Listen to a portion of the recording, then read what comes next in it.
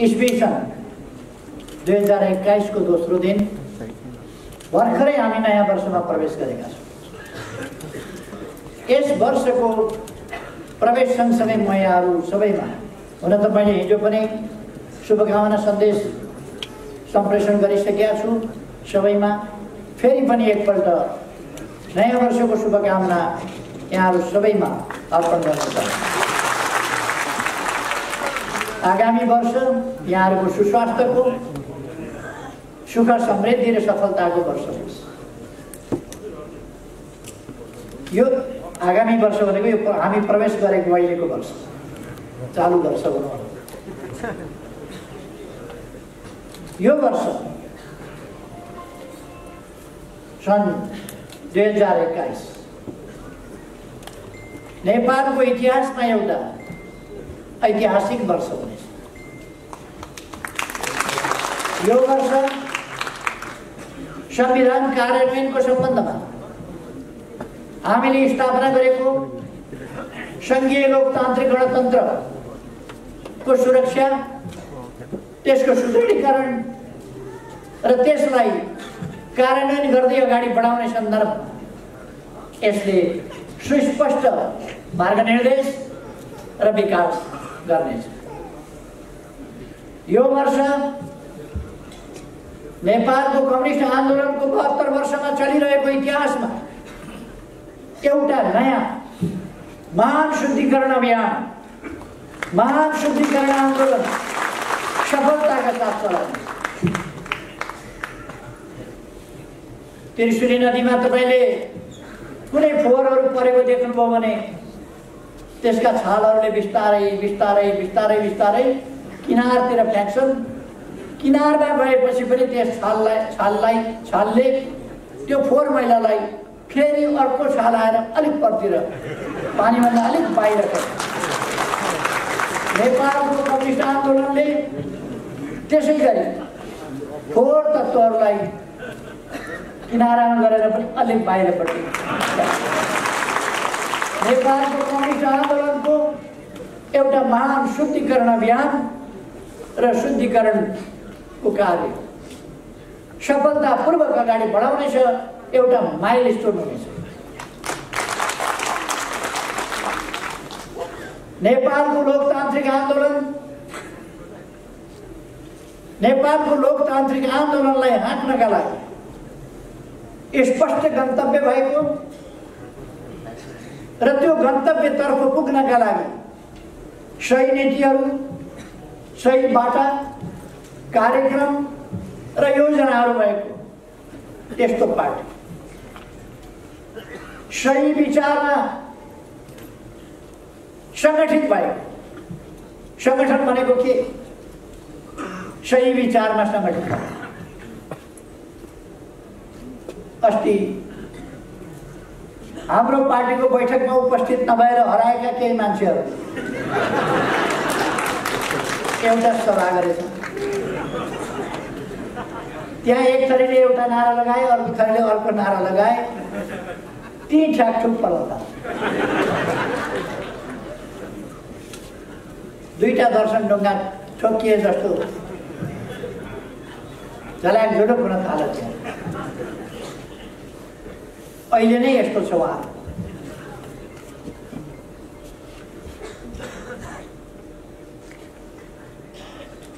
एउटा भनाइ छ, अहिले भर्खर सुरु हुँदैछ उहाँहरूको हालत झुलो चाकमा ठोकिए जस्तो छ।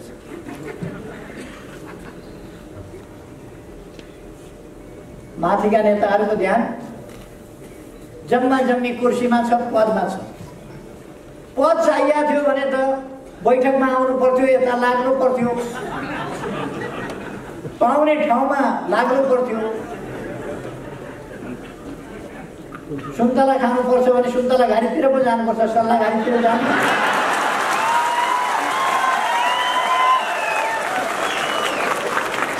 अनि उहाँहरू पद चाहिएको छ, उहाँहरूलाई ठुलो ठुलो लाग्नु भएको छ, खडेरी परेका।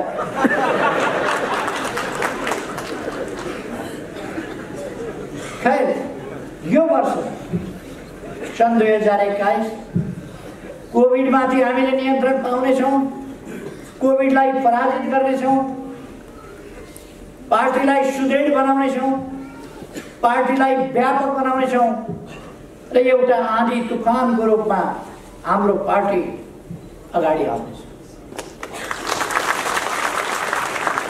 यस वर्षले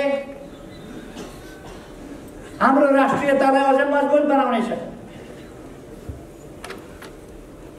यस वर्षले हाम्रो स्वाधीनता स्वतन्त्रतालाई अझ मजबुत बनाउनेछ र त्यसको वास्तविक अर्थमा हामीले प्रयोग गर्नेछौँ। यस वर्षले हाम्रो भौगोलिक अखण्डतालाई अझ सुदृढ बनाउनेछ, हाम्रा राष्ट्रिय हितहरूलाई अझ सुदृढ बनाउनेछ। हाम्रो समृद्ध नेपाल, सुखी नेपालीको राष्ट्रिय आकांक्षा, त्यसलाई प्राप्त गर्ने सन्दर्भमा हामी निकै अगाडि बढिसकेका हुन्छौँ। यो वर्ष नेपालको इतिहासमा एउटा उल्लेख्य टर्निङ पोइन्टको रूपमा,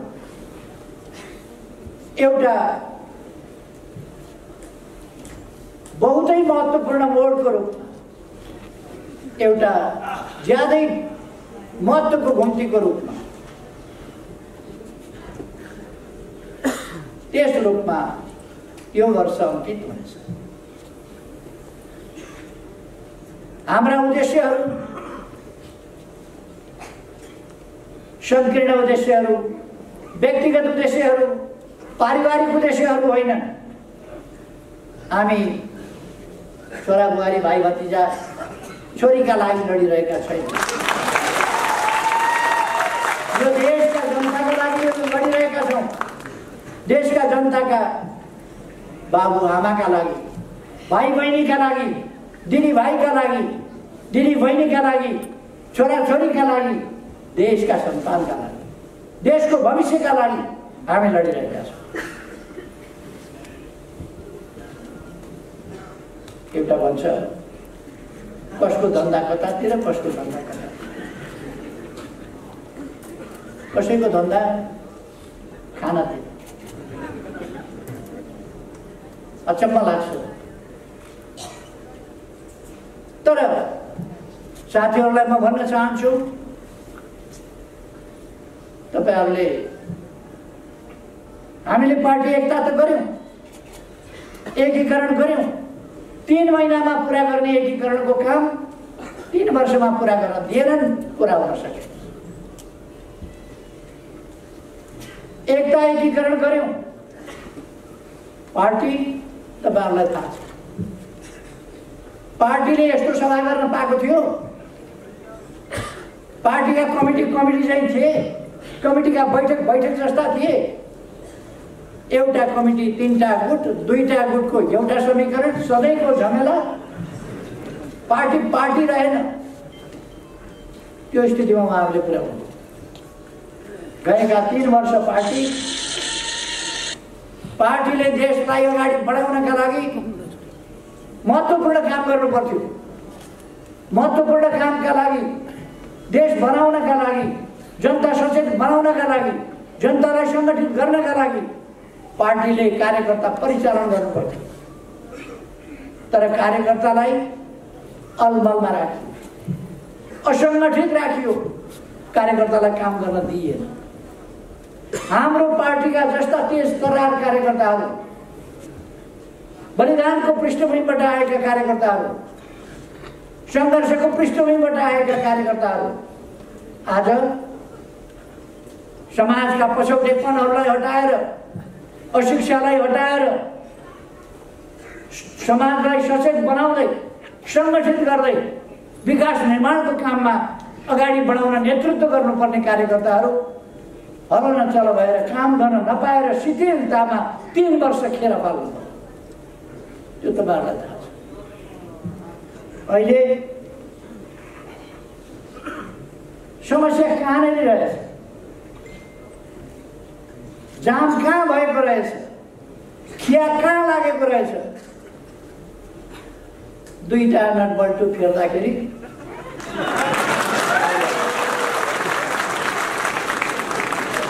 फेरेको पनि मैले आफै पुग्लिएन। त्यहाँ लागेका 2 नलपल्टु पुग्लिएको थियो पार्टी जति साथ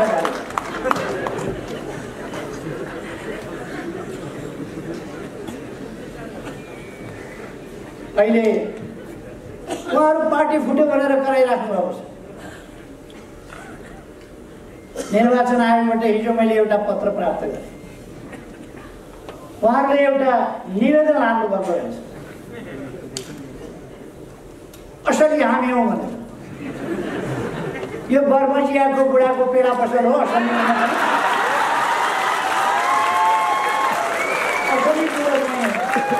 बुढोको पेडा पसल भनेर टाँगेर अहिले पेरिस डाँडामा उहाँहरू 12-15 जना पत्रकार सम्मेलन गर्नुभएको छ। असली बुढाको पेडा पसल पेडा पसल हो, असली हामी असली हौँ। पार्टी हाम्रो हो, हामी नै असली हौँ। सूर्य चिन्ह हामीलाई दिनु होला निवेदन हाल्नुभएको छ। निर्वाचन आयोगले मलाई जानकारी दियो थियो, यस्तो यस्तो निवेदन हालेका छन्। जसको घर हो ऊ निवेदन हाल जान्छ। मेरो घर हो, जसको जमिन हो मेरो जमिन हो भन्न जान्छ। जसको गाडी हो उसले यो मेरो गाडी हो भनेर निवेदन हाल्न जानुपर्छ। हामीले बनाएको पार्टी, त्यसकारण हामी निवेदन हाल्न गइरहनु पर्ने आवश्यकता छैन। हामी विधिसम्म ढङ्गले, लोकतान्त्रिक ढङ्गले, संविधानसम्म ढङ्गले, पार्टीको विधान अनुसार, पार्टीको नियमावली अनुसार, देशको कानुन अनुसार पार्टी सञ्चालन गरिरहेका छौँ। अब भेट्नु गएर झरेका 2टा फलहरूले रुखै मै हुँ भनेर दाबी गर्ने।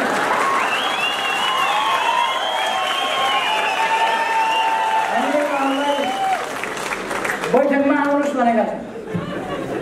आउनुहोस् बैठकमा निमन्त्रणा गरेका छौँ। म कमरेडहरूलाई भन्न चाहन्छु, पुष्पकमल दाहाल प्रचण्डलाई अहिले पनि हामीले अध्यक्षमा राखिरहेका छौँ। माधव नेपाल, झलनाथ खनाललाई वरिष्ठ नेतामा राखिरहेका छौँ। अरू पनि केही साथीहरू आउनुभएको छैन अहिलेसम्म बैठकमा, कारणहरू होला, आउनु होला।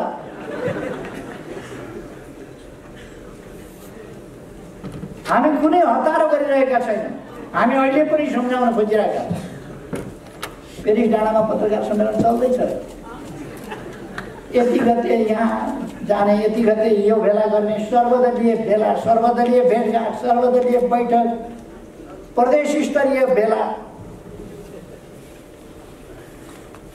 अलिअलि यति मान्छे त, यति मान्छे त शिशीमा औषधि बेच्ने, त्यसले पनि रत्नपार्कमा जम्मा गर्छ। उहाँहरूको हालत अब त्योभन्दा बढी हुनेवाला छैन। रत्नपार्कमा शिशीमा औषधि बेच्ने, टाउको दुखेको, पेट दुखेको, कम्मर दुखेको, जाडो गोला भएको, जुकाम खाँसी पिनास परेको, गरेका खसखस सबैको औषधि उहाँहरू अब रत्नपार्कमा मागे। उहाँहरूको हालत त्यही हो, किन उहाँहरूसँग राजनीति छैन। उहाँहरूको एजेन्डा देश होइन, उहाँहरूको एजेन्डा जनता होइन, उहाँहरूको एजेन्डा लोकतन्त्र होइन, उहाँहरूको एजेन्डा संविधान संशोधन होइन, उहाँहरूको एजेन्डा संविधानको रक्षा पनि होइन। यी सबै भन्ने कुरा, संविधान संशोधन गरे बापत उहाँहरूलाई कत्रो पीडा छ, नक्सा देशको छापे बापत कत्रो पीडा छ, देशमा विकास हुँदा उहाँहरूलाई कत्रो छटपटी छ। उहाँहरूको एजेन्डा यो होइन। उहाँहरूको एजेन्डा सपना फेरि कत्रो देखेको अचम्म लाग्छ। लाठी ब्याङ्केटमा जानुभएछ, हामी पनि यसो गर्नुभयो होला। केपी ओलीलाई निकालिदिउँ भन्नु, केपी ओलीलाई निकालिदिए अरे निकालिदिउँ भनेर घोषणा। निर्वाचन आयोगमा पनि पत्र पठाएछन् केपी ओलीलाई निकाल्ने। निर्वाचन आयोगका आयुक्तज्यूहरू कति दिन हाँस्नुभयो मलाई थाहा छ। केपी ओलीलाई निकाल्ने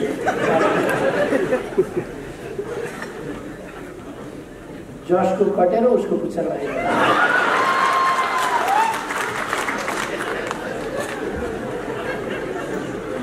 हामीले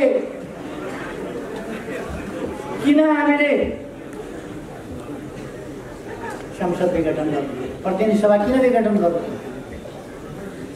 प्रतिनिधि सभामा जति काम गर्न सकिन्थ्यो प्रतिनिधि सभाबाट गर्न दिइएन, सबैलाई थाहा छ। सरकारले जति काम गर्न सक्थ्यो गर्न दिइएन। सरकारले जे काम गरेको थियो त्यो प्रचारित हुन पाएन। कतिसम्म भनेको तपाईँहरूले सुनिहाल्नु। धरहरा बनाएको केपी ओलीले होइन, इन्जिनियर थियो। इन्जिनियरले धरहरा बनाउँदैन, डकर्मीले बनाउँछ। फेरि मैले सम्झाइदिएँ।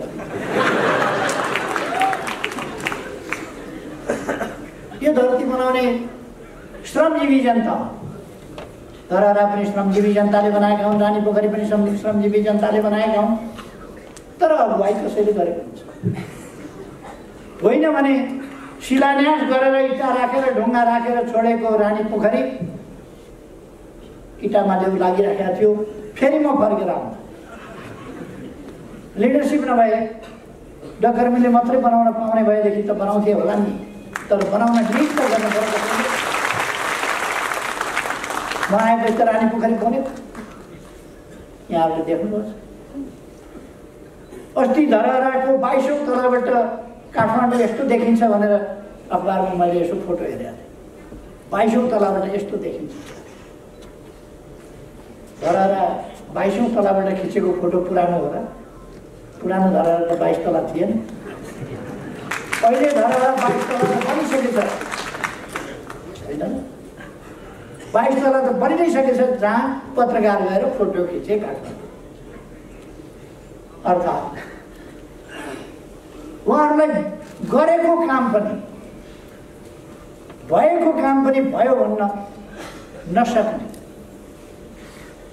देख्दा छातीको साइज उत्रै छ, चित्तभित्र मान्छे हेर्दा साइज सानो छैन, तर चित्त राम्रो काम भयो भन्न पनि नसक्ने। राम्रो कामको प्रचार हुन पाएन, जनताले थाहा पाउन पाएन। यस बीचमा असाधारण प्रगति,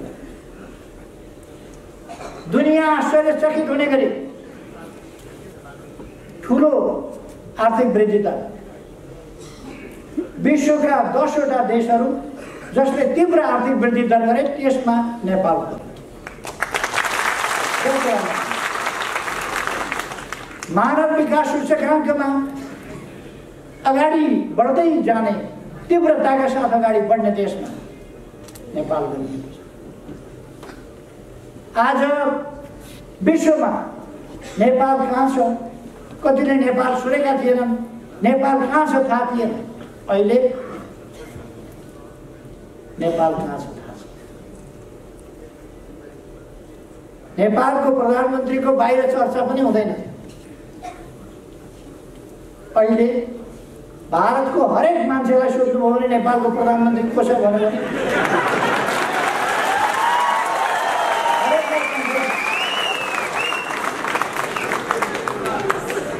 अन्तर्राष्ट्रिय मञ्चहरूमा हामी चिनिन थालेका छौँ, सुनिन थालेका छौँ। हाम्रा दृष्टिकोणहरू सुनिन थालेको छ। हाम्रा दृष्टिकोणहरूको सराहना गर्न थालेको छ। तपाईँहरूलाई थाहा छ, भारतका प्रधानमन्त्री मोदीजी आउनुभयो। मोदीजीले समृद्ध नेपाल, सुखी नेपालीको तपाईँहरूको राष्ट्रिय आकांक्षा बिल्कुल सही छ, यो सफल होस् त्यसका लागि हामी मद्दत गर्छौँ। भारतका प्रधानमन्त्रीलाई नेपालको राष्ट्रिय आकांक्षा, नेपालले पुग्न खोजेको गन्तव्य थाहा छ। चिनिया राष्ट्रपति आउनुभयो, उहाँले भन्नुभयो समृद्ध नेपाल, सुखी नेपालीको राष्ट्रिय आकांक्षा पुरा गर्न हामी पनि मद्दत गर्छौँ। एकदम सही आकांक्षा हो, सही गन्तव्य हो। तर प्रचण्ड, माधव नेपाल, झलनाथ खनालहरूलाई यो राष्ट्रिय आकांक्षा थाहा भएको कहिल्यै बोल्या सुन्नुभएको छ त? यो राष्ट्रिय आकांक्षासँग उहाँहरूको वैरभाव किन? हरेक नेपालीले बोल्नुपर्ने कुरा होइन यो, तर बरु अरूले बोल्ला। एउटा भनाइ छ नि, ढुङ्गो बोल्ला ऊ बोलेन, ढुङ्गो बोल्ला उहाँहरू बोल्नु, किनभने उहाँहरूलाई चित्त दुख्छ यसको जस, यसको श्रेय कसैलाई जान्छ कि? हामी श्रेयका लागि काम गर्दैनौँ, जसका लागि काम गर्दैनौँ। मलाई जस श्रेय केही चाहिएको छैन, तर देशमा काम हुनु पर्यो, विकास हुनु पर्यो, मेरो आकांक्षा। नेपाली जनताले पाइरहेको दुःख अन्त्य हुनु पर्यो। नेपाली जनता भोकै प्यासै बस्न पर्ने स्थितिको अन्त्य गर्नु पर्यो। हामी गर्न सक्छौँ। यो 1 वर्ष हामीलाई कोभिड-19ले दुःख दियो। हाम्रो अर्थतन्त्र, हाम्रा विकासका प्रयासहरूमा, हाम्रा शिक्षाको क्षेत्रमा, हाम्रा स्वास्थ्यका क्षेत्रमा हामीले कठिनाइको सामना गर्यौँ। विकास निर्माणको कामलाई गतिसाथ अगाडि बढाइरहेको ठाउँमा कोभिड-19ले हामीलाई अलिकति धक्का दियो। तर हामी फेरि पनि यसलाई नियन्त्रण गर्छौँ। मैले भने यसै वर्ष यसलाई नियन्त्रण गरेर हामी अगाडि बढ्छौँ। हामी अहिले तपाईँहरू अनुमान गर्न सक्नुहुन्छ, कम्बोडियाले प्लेन चार्टर गरेर सायद आइपुग्यो होला औषधि। कम्बोडियाले प्लेन चार्टर गरेर हामीलाई औषधि सहयोग गर्छ। हामीले मागेर होइन, आफ्नै तर्फबाट उहाँहरूले नमागिकन सहयोग गर्दै, अथवा हाम्रो अन्तर्राष्ट्रिय मित्रता यस्तो। हाम्रो चीनसँग, भारतसँग सम्बन्ध अझ प्रगाढ हुँदै गएको छ। तपाईँहरूलाई बताउँ, 3 दिन अगाडि मात्रै हाम्रो ऊर्जा सचिवको नेतृत्वमा टोली भारत गयो र त्यहाँ अगाडि नै सम्झौता भएको। एउटा त शारदा ब्यारेज बनेको, शारदा नहर चलेको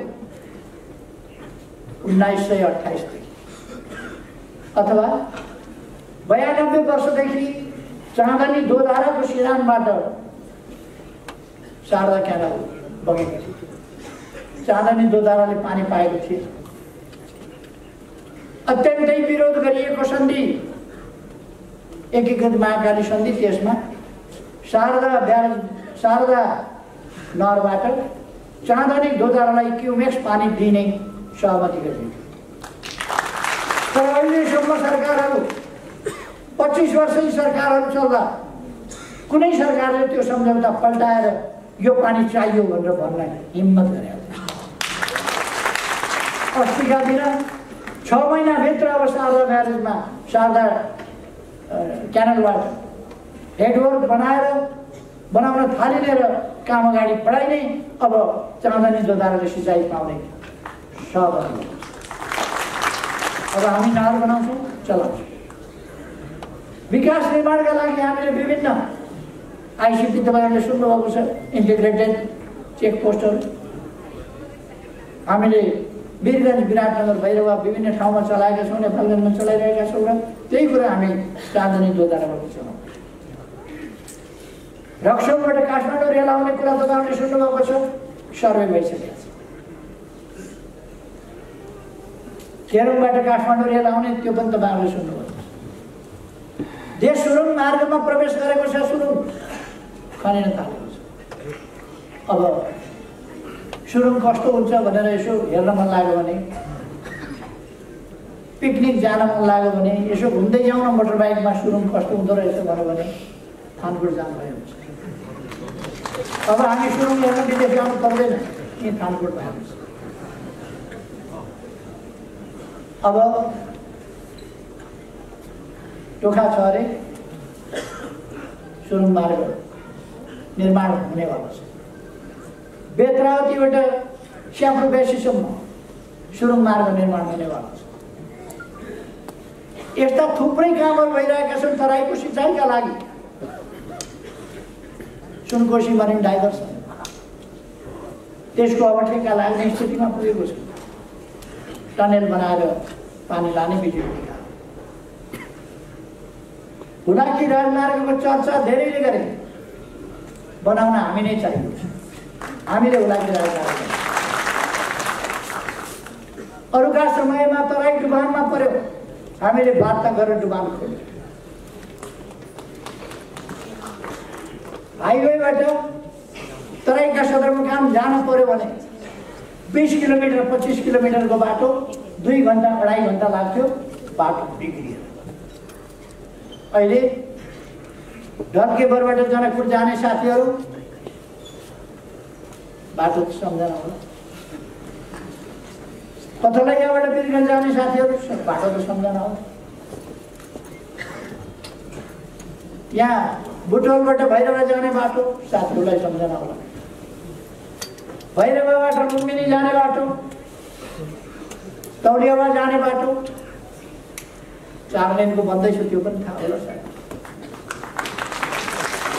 सरकारले सिटको भाँचेन भनेर नेताहरू उफ्रिँदै हिँड्ने नेताहरू सुदूरपश्चिमका पनि अत्तरियाबाट धनगढी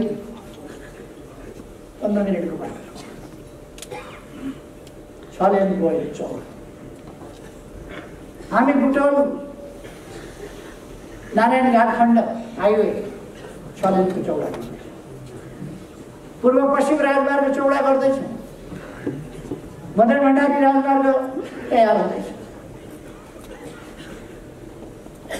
हामीले यस बीचमा 4500 किलोमिटर डबल लेन 4 लेन 6 लेनका बाटाहरू कालोपत्र गरे।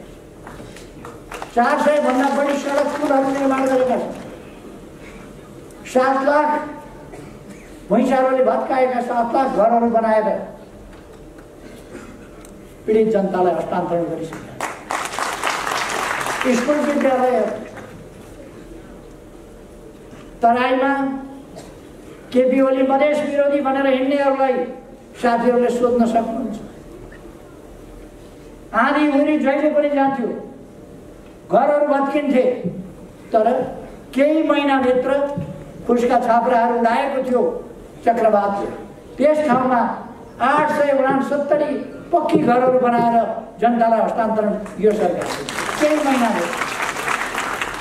फुसका छानाहरू हटाइएको छ, टिनका छानाबाट टिनका छाना दिएछ। गरिब जनतालाई घर बनाएर आवासको व्यवस्था क्रमशः गरिँदै गएको छ। यस वर्ष 20,000 भन्दा बढीलाई हामीले घर हस्तान्तरण।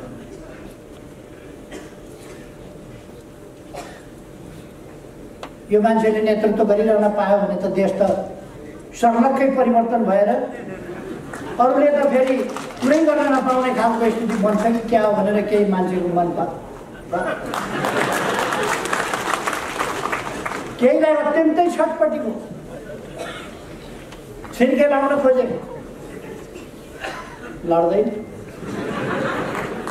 अल्झाउन खोजे अल्झिँदैन, रोक्न खोजे रोकिँदैन। अनि अस्त व्यस्तता सृजना गर्ने, गाल मुखाल गरेर हिँड्ने, मुख छोडेर हिँड्ने, तथानाम भनेर हिँड्ने उनीहरूका जुलुसहरूका नारा सुन्नुभयो होला कति। मैले धेरै वर्ष अगाडि भनेको थिएँ, गोरु नाङ्गो देख्दा मलाई लाज लाग्दैन। उहाँहरूले आफैले सामाजिक मर्यादा, सामाजिक प्राणी हुनुको नाताले मानवीय सभ्यता र मर्यादा त्यसलाई ख्याल गरेको देख्नेहरूलाई धेरै लाज भइछ। उहाँहरूका कृत्यहरू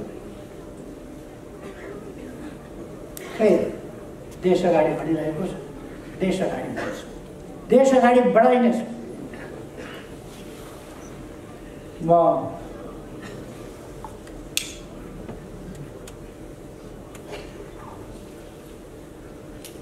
नयाँ जनादेशका लागि जाने सिफारिस मैले किन गर्नु? किनभने लोकतन्त्र खतरामा पर्यो, संविधान खतरामा पर्यो, स्थिरता र स्थायित्व खतरामा पर्यो। उहाँहरूको योजना के? जाली समाचारहरू केही पत्रिकाहरूमा, आजको पत्रिकामा पनि जाली समाचार छपाएको छ, फ्रन्ट पेज। मान्छेहरूलाई भड्काउनका लागि झुटा समाचारहरू प्रायोजित ढङ्गले आफूलाई स्थापित हुँ भन्ने दैनिकहरूले छापेका छन्, फ्रन्ट पेज। फलानासँग सल्लाह गरेर विघटन गरेका छन्। पुनर्स्थापना भयो भने फलानालाई प्रधानमन्त्री बनाउँछु भन्यो। पुनर्स्थापना हुने कुरा आयो न? पुनर्स्थापना कसले हुन्छ भने पुनर्स्थापना हुन्छ भनेर अलिक दिन कार्यकर्ता झुक्क्याउन उहाँहरूले भन्नु होला, 2-4 मान्छेहरूलाई झुक्क्याउन, पुनर्स्थापना हुँदैन।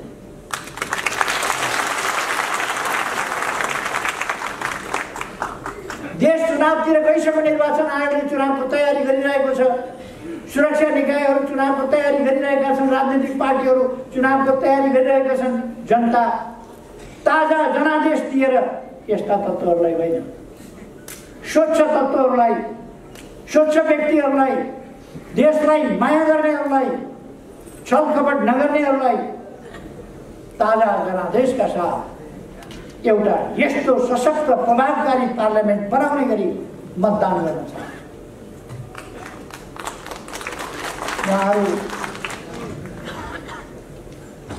उहाँहरू निकै ठुला कुरा गरेर हिँडिरहनु। प्रत्यक्षमा 165 सिट आउँछ। म अहिले धेरै नभन्नु, धेरै भन्दा झन् धेरै हच्किने खतरा हुन्छ, तर्सिने खतरा हुन्छ। ठिकै मात्रै भन्दैछु मैले, थोरै कमसेकम 2टा अङ्क भएको सिट, 2टा अङ्कसम्मको सिट ल्याएर देखाउनुहोस्। 2टा अङ्क।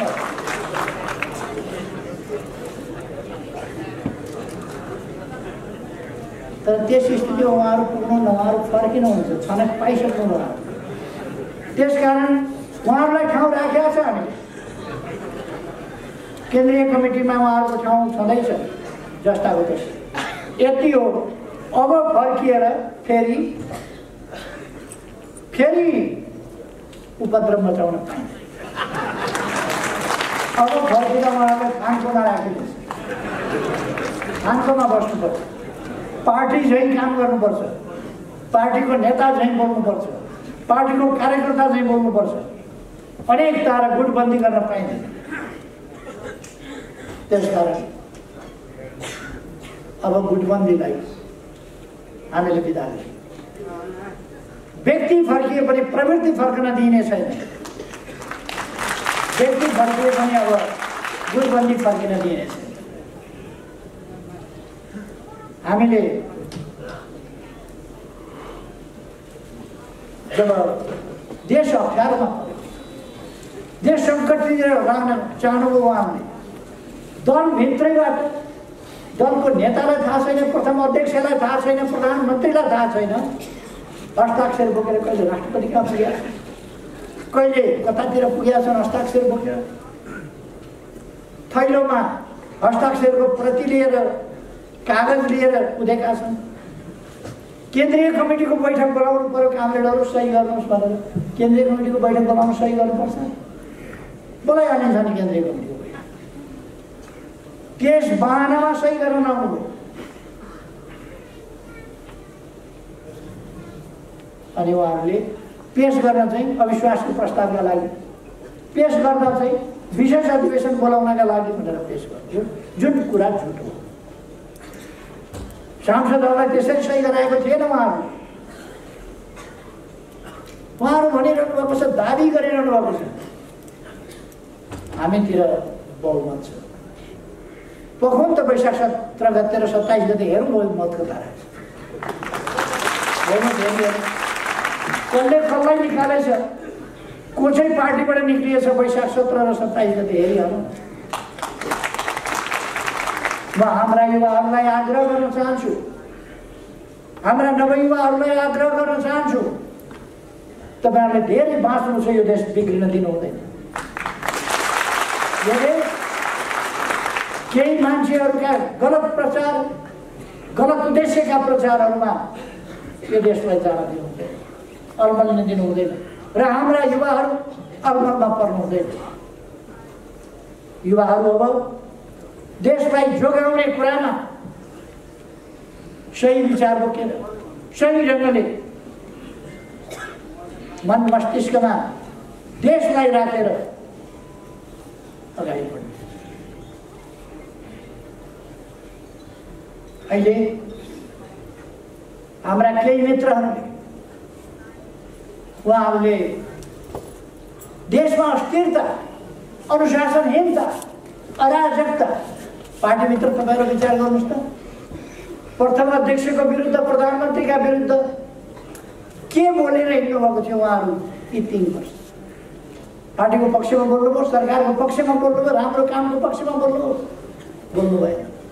अराजकता, अनुशासनहीनता, हानिकारक, अघि कमरेड बादलले भन्नुभए जस्तै उहाँहरू प्रतिगमनकारी क्रियाकलाप गरिरहनु भएको थियो र प्रतिगमनतर्फको यात्रा गरिरहनु भएको थियो र खास प्रतिगमनको तयारी गरिरहनु भएको थियो। हामीले प्रतिगमन रोक्नु थियो, त्यसलाई ब्रेक लगाउनु थियो, आन्दोलनलाई भिरबाट तल खसाल्न खोज्नुभएको थियो उहाँले, त्यसलाई रोक्नु थियो, हामीले स्टेरिङ सुझ्याउनु थियो, हामीले स्टेरिङ सुझ्याएका थियौँ। अरू केही उहाँहरूले 2/3 लगभग भएको पार्टी फुटाउने, 2/3 लगभग भएको पार्टी तोड्ने अनि विभिन्न तत्त्वहरूसँग बेत्री साँठगाँठ गरेर अनि जोडजाम गरेको पुतली सरकार बनाउने,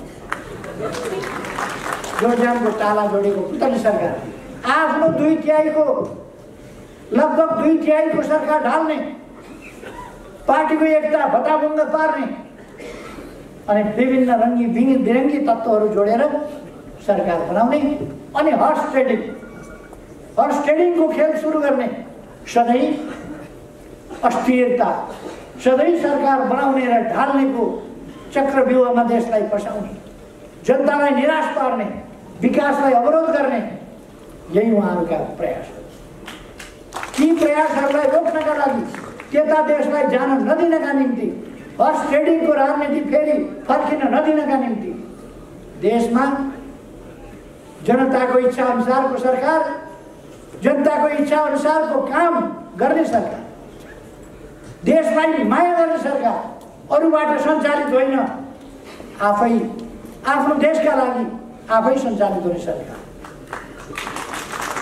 जनताको इच्छा अनुसार, जनताको आदेश अनुसार, जनताको मनोभावना अनुसार राष्ट्रिय हितलाई केन्द्रभागमा राखेर चल्ने सरकार, त्यो चाहिएको। जनताले कतिपय ठाउँमा संविधान संशोधनको माग गरिरहेका छन्, तर संसदमा सरकारले निर्णयका लागि पेश गरेका प्रस्तावहरू प्रस्तुत हुँदैन। सभामुखले 3वटा अधिवेशन भए, 3वटा अधिवेशन अगाडि सरकारले राखेका प्रस्ताव निर्णयार्थ प्रस्तुत गरे। 3 वर्ष अगाडिदेखि राखेका प्रस्तुत गरेका विधेयक समितिमा लगेर अल्झाइदिएको छ, समितिबाट अगाडि बढ्दैन, किनभने सरकारलाई असफल देखाउँछ। त्यस प्रकारको स्थितिबाट देशलाई अगाडि बढाउनका लागि, लोकतान्त्रिक विधिबाट देशलाई अगाडि बढाउनका लागि, अस्वस्थ षड्यन्त्रको चक्रव्यूहमा देशलाई फस्न नदिनका लागि यो प्रदेश सभा विघटन र नयाँ निर्वाचनको घोषणा गर्नु। म साथीहरूलाई आग्रह गर्न चाहन्छु, प्रदेश सभा पुनर्स्थापना हुन्छ कि? कतिपयले कुप्रचारहरूको भ्रममा परेर अथवा असरमा परेर आशंका गरिरहनु भएको देखिन्छ, कहीँ पुनर्स्थापना हुन्छ कि? 2/3 झन्डै 63-64% को प्रतिनिधित्व सर्वसम्मतिले गरेको प्रधानमन्त्री म, दलको नेता म, 64% को दलको नेताले म सरकार चलाउन ताजा जनादेश चाहियो भनेपछि कहाँ विकल्प छ पठाउँछ? पुनर्स्थापना गरेर कहाँ पठाउने? फेरि म चलाउन भन्दैछु जो दलको नेता हो, जोसँग लगभग 2/3 छ, उसले ताजा जनादेश चाहियो भन्दैछ, अनि अरूले घरवाला भन्दैछ छानो चुयो अर्को बनाउँछु भनेर, छानो भत्कायो, पुरानै छानो चाहियो भनेर छिमेकी कराउँछ। हुन्छ खै त्यो पुरानो हो छानो, चुयो, चुहेको छानोले खाट कता सार्ने, सिर कता बोकेर कुद्ने। त्यस कारण चुहेको छानोले भएन, नयाँ छानो भत्कायो, नयाँ हालिँदैछ। पुरानै छानो फर्किन्छ, पुरानै फर्का टुक्रा बन्न जाऊ, हुने कुरा होइन यो। अर्को कुनै विकल्प छैन। प्रधानमन्त्रीले विघटन गर्ने संविधानमा कतै उल्लेख छैन भने धारा 76 को उपधारा 7 मा प्रधानमन्त्रीको सिफारिसमा राष्ट्रपतिले प्रतिनिधि सभा विघटन गरी नयाँ प्रतिनिधि सभाको निर्वाचनका लागि मिति तोक्नेछ भन्ने उल्लेख छ संविधान। अनि किन छैन? उहाँहरूको भनाइ होला, कसैले भन्ला धेरैवटा पार्टी मिलाएर सरकार बनाउने, जतिवटा पार्टी मिलाए पनि बाँकी रहेको 36% होइन, 36%ले बन्छ सरकार। सरकार बन्ने ठाउँ छैन। त्यो मास्तिरका अवस्थानहरू पहिले यो सरकार 2 अनुसार बन्यो, त्यसपछि यो सरकार 76-1 को सरकार बन्यो एकीकरण भएपछि। पहिले गठबन्धनको सरकार बनेको थियो, त्यसपछि एकल पार्टीको बहुमतको सरकार बन्यो। पहिले संविधानको धारा 76 को 1-1-2 अनुसार बनेको थियो, पछि एकीकृत भएपछि 1 अनुसार बन्यो। 1 अनुसारको बहुमतको सरकारले विघटनको सिफारिस गरिसकेपछि उसले चलाउन यो सरकार, यो प्रतिनिधि सभा भएन, यसबाट देशलाई अगाडि बढाउन सकिँदैन। राष्ट्रको बाँकी अवधि 1.5 वर्ष होला, 2 वर्ष होला, त्यो बाँकी अवधि खेर फाल्नु हुँदैन। त्यसकारण बाँकी अवधि खेर फाल्न नदिनका लागि, झमेलायुक्त स्थिति अन्त्य गर्नका लागि, काम गर्नै नसक्ने नपाउने व्यवधानयुक्त अवरोधयुक्त अन्त्य गर्नका लागि, अवस्थालाई अन्त्य गर्नका लागि हामीलाई नयाँ ताजा जनादेश चाहियो। त्यसकारण यो फर्किने सम्भावना छैन। मुद्दा लड्न त पाइयो, मुद्दा त मान्छेले लड्ला, मुद्दा लड्नु एउटा कुरा, तर प्रधानमन्त्रीको अधिकार प्रयोग गरेर यस विघटनको सिफारिस गरियो। यही कुरा केही दिन अघि, केही महिना अघि बेलायतका प्रधानमन्त्री बोरिस जोन्सनले अटेरी गर्ने 21 जना सांसदलाई बर्खास्त गरेका थिए। त्यसपछि संसद विघटन गरेका थिए र नयाँ जनादेशमा गएका थिए। अत्यधिक मजाले बहुमत ल्याएर फेरि प्रधानमन्त्री। म साथीहरूले भन्न चाहन्छु, यस्ता दृष्टान्त थुप्रो छ। इजरायलमा पनि अहिले संसद विघटित अवस्था। यो संसद प्रतिनिधि सभा प्रधानमन्त्रीले विघटन गर्न सक्छ। संसदीय व्यवस्था भएका देशहरूको यो स्वाभाविक अभ्यास हो। त्यसकारण म साथीहरूलाई भ्रममा नपर्न आग्रह गर्न चाहन्छु। साथीहरूले सुन्नुभएको होला, हल्ला सुन्नुभएको होला, हाम्रै हो, सूर्य चिन्ह पनि, पार्टी पनि, यताउता। धनगढीमा पार्टीका खातामा कार्यकर्ताहरूले दुःख गरेर 30 लाख जम्मा गरेर एउटा मान्छे गएर छलछाम जालझेल टिक्णम गरेर त्यो 30 लाख अस्ति नै चढ बनाइदिन्छ। यिनीहरूको ध्यान कहाँ छ भन्दाखेरि ब्याङ्कमा राखेर पैसा कार्यकर्ताले पसिनाका थोपा थोपा बनाएर गरेको पार्टी कार्यालय, कार्यकर्ताले बडो मुस्किलले पैसा जोडेर कसैले डोनेसन गरेर किनेको वा डोनेसन गरेर दिएको जमिनमा छ। कसको ध्यान कहाँ, कसको ध्यान कहाँ?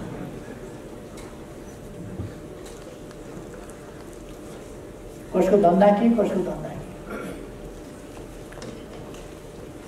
हामी यतातिर धेरै जान चाहन्न। हाम्रो पार्टी, म त हिजो थाहा पाएँ, हामी को पार्टी हो, हामी को खास पार्टी हो भनेर मैले अघि नै भने बर्मजियाको बुढाको असली बुढाको पेडा पसेको छु। असली पार्टी त हामी हौँ भनेर असलीवालाहरू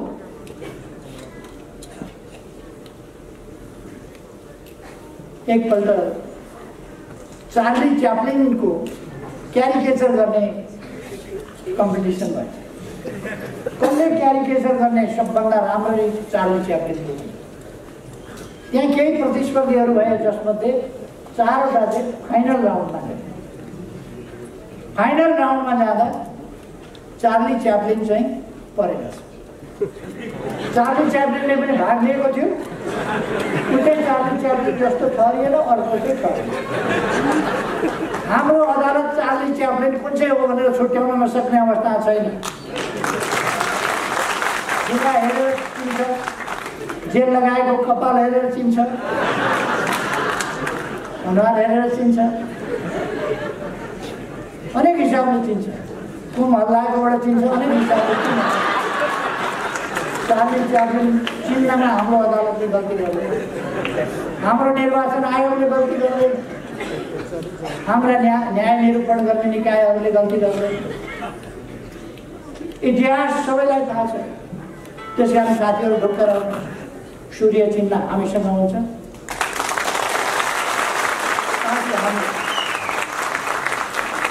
उहाँहरूले बहुमत छ भन्नुहुन्छ, गफै त हो सम्झी भन्छ।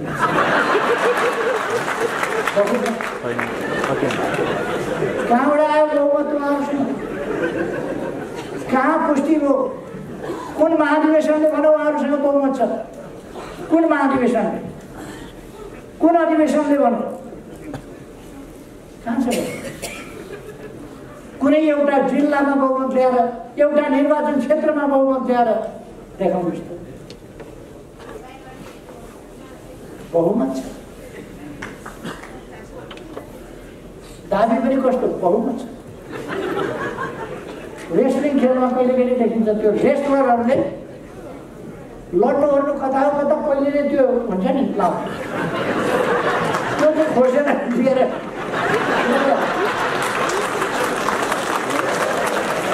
अनि जब रेस्लिङको कोर्टमा जान्छ अर्काले मुक्का दिएपछि अनि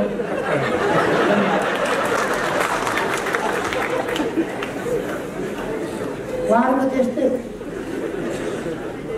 पहिले नै भाडा लाउँछ। बहुमत छ, कहाँ पुष्टि गर्नुभयो बहुमत? कहाँबाट आयो बहुमत? कसले दियो बहुमत? कुन कार्यकर्ताले? तपाईँहरूले भोट हाल्नुभयो? तपाईँहरूले गल्ती गरेर पनि भोट हाल्नुहुन्छ त्यसलाई? बहुमत कहाँबाट आयो? कसले भनिदियो? घरमा भने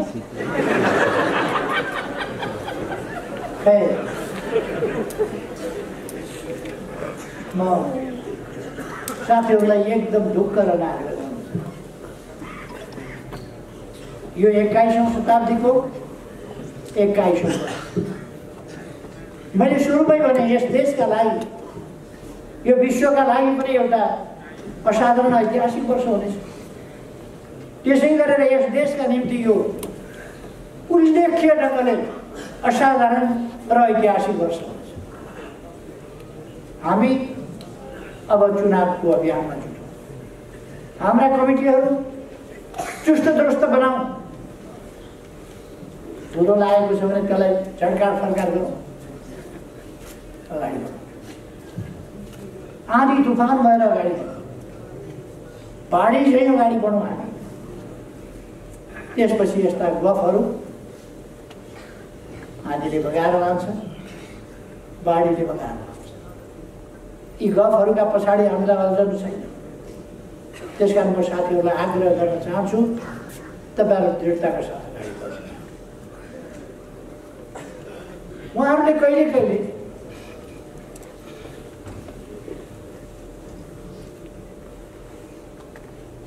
कस्तो हुन्छ भने एउटा चोर घरभित्र पसेछ, अँधेरामा भाँडा ठ्याङ्ग्याङ्ग ठोकिएछ। भाँडा ठोकिएपछि घरवालाले चोर आयो कि क्या हो भने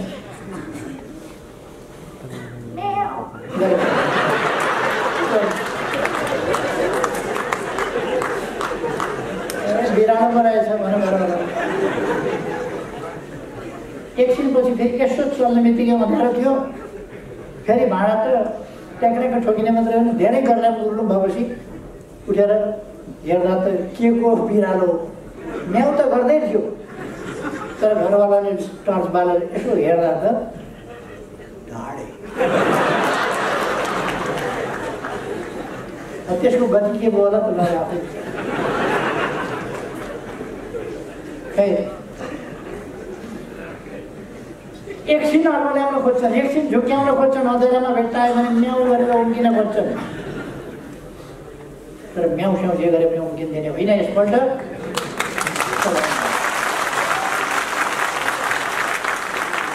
ठेगानमा आउने मैदान चुनाव हो। हामीले हाम्रा देशवासी दाजुभाइ दिदीबहिनीहरूलाई यस्ता परिवारका लागि, पदका लागि, पैसाका लागि मरिमेट्ने तत्त्वहरूबाट देश जोगाउनका लागि जनतालाई आग्रह गर्नुपर्छ। पदका लागि, मरिमेट्नेहरूका लागि देश बलिदान दिन सकिँदैन। यो आन्दोलन ध्वस्त पार्ने केका लागि, आन्दोलन हाँक्ने पार्टी ध्वस्त पार्ने केका लागि? अघि नै साथीहरू पद चाहियो। पद पनि कुन चाहियो? चुनावमा जुन पद हार्यो त्यही। मैले दुईटा केटाकेटी देखाएँ। एउटा केटाकेटीले एउटा राम्रो गुडिया बोकेर आयो, अर्को बच्चाले हेऱ्यो त्यो गुडिया भने कति राम्रो रहेछ कि तिम्रो खेलाउन, एकछिन मलाई सुनाउनु देऊ न, हेर्न देऊ न। उसले सोझो हिसाबले दियो। दुईटै मिलेर एकछिन खेलेपछि एकछिनपछि उसैले दियो। एकछिनपछि यो त मेरै हो। कस्तो प्रचण्डको डुप्लिकेट।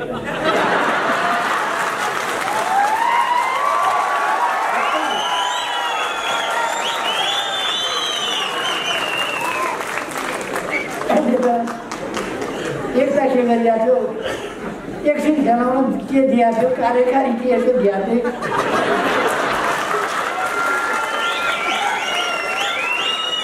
सबै मेरो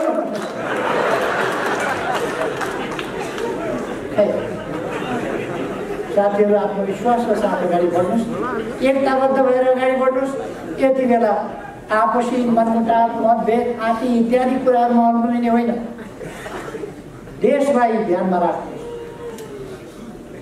हाम्रो मन मस्तिष्कमा देश हुनुपर्दछ, यति बेला जनता हुनुपर्दछ, विकास हुनुपर्दछ, उन्नति हुनुपर्दछ, प्रगति हुनुपर्दछ। जनताका कठिनाई हटाउने महान पवित्र उद्देश्य हाम्रो मनमा हुनुपर्दछ। त्यो पुरा गर्नका लागि, समृद्ध नेपाल, सुखी नेपाली बनाउनका लागि अगाडि बढ्ने हाम्रो एकमात्र ध्येय हो। यसका लागि हामी एउटा आन्दोलन हौँ, एउटा मेन स्ट्रिम हौँ आन्दोलन। यो आन्दोलन जोगाउने यो पार्टी हो। यो पार्टी जोगाउने हाम्रा सही विचारहरू हुन्। सही विचारका साथ हामी अगाडि बढ्छौँ। त्यसकारण अलमलमा नपरेर, अलमलबाट साथीहरूलाई मुक्त गरेर, उनीहरूले अलमलमा पारेका त्यस्ता साथीहरू अलमलबाट मुक्त गरेर, भ्रमबाट मुक्त गरेर फर्काउँ। अरू साथीहरूमा दोष छैन, खोट छैन, कमजोरी छ, सोझा छन्, अलमली छ। एकछिन जादुगरले त एउटा चिजलाई अर्को देखाउँछ, अर्को चिजलाई अर्को देखाउँछ, एकछिनमा रुमाल देखाउँछ, एकछिनमा अन्डा देखाउँछ। ती कुराहरू सत्य होइन। रुमाल अन्डा हुने होइन, अन्डा रुमाल हुने होइन। यस्तै चटके काम गर्छन् यिनीहरू। हाम्रा साथीहरूलाई, हाम्रा कमरेडहरूलाई अहिलेसम्म जो अल्मलिएका छन्, म उहाँहरूलाई आग्रह गर्न चाहन्छु, फर्किनुहोस्, अल्मलमा नपर्नुहोस्, चटकेहरूका फेला नपर्नुहोस्, देश बनाउने महाअभियानमा लाग्नुहोस्। साथै देशै एकजुट भएर हिँड्न सक्छ भने, यस पार्टीमा देशै हटाउन सक्छ भने तपाईँहरू दुईजना हटाउन नसक्ने के हो त्यो? त्यस कारण म साथीहरूलाई भन्न चाहन्छु, अहिले पनि म भन्दैन चाहन्छु, अब मैसँग अध्यक्ष हाल्नुभएको थियो, अध्यक्ष नभई भएन, हाताहाती चाहिएको, अहिले दोस्रो अध्यक्ष लेख्नुभएको छ, हात कत्रो भयो। तैपनि उहाँलाई सन्तुष्टि देखिन्छ, कठै माया लाग्छ उहाँ। के छ उहाँहरूको उद्देश्य? उहाँहरूको उद्देश्य देश बनाउने होइन, यस्ता कुराहरूमा अल्झिनु भएको छ। इतिहासले के भन्छ? हामी आफ्ना जिम्मेवारी वहन गरिरहेका छौँ कि जिम्मेवारीबाट कोसौँ टाढा पुगिसक्यौँ? हामी देशको अभिभारा बोकेर हिँडिरहेका छौँ कि स्वार्थका पछाडि कुदेका छौँ? साथीहरूलाई म सम्झिनका लागि, आफै विचार गर्नका लागि अलिकति अनुरोध, विचार गर्नुहुन्न भने लड्नेलाई काँध हाल्न सकिन्छ। कुनै पनि साथीहरूले, कार्यकर्ताले काँध हाल्नु हुँदैन।